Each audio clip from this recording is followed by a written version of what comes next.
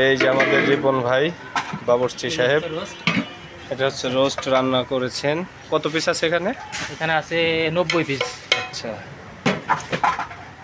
এটার মধ্যে কি কি মশলা দেওয়া হয়েছে? এটার মধ্যে দেওয়া আছে পেঁয়াজ, রসুন, আদা, জিরা, তেজপাতা, দারচিনি, লবঙ্গ, এলাচ। তারপরে দেওয়া হয়েছে রোস্ট মশলা, বাদাম, কাঠবাদাম, চীনাবাদাম, পেস্তা বাদাম, মাশাআল্লাহ, অনেক কিছু দেওয়া আছে, সমস্যা নেই। তারপরে আর কি কি রান্না করা হয়েছে?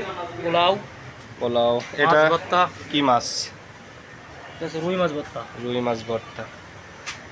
কি কি মেশানো হয়েছে ভর্তার সাথে? পেঁয়াজ, মরিচ ভাজি করে। ভাজি করে, হ্যাঁ। মাশাআল্লাহ, কালারটা খুব সুন্দর এসেছে। এটা সালাদ। এটা কি? গরুর গোশত। কি করতেছে? এটা হচ্ছে ডাউল। ডাউল রান্না। মাশাআল্লাহ, নাড়া দেন একটা। বুটের ডাউল না? হ্যাঁ, বুটের ডাল। মাশাআল্লাহ। রিপন ভাই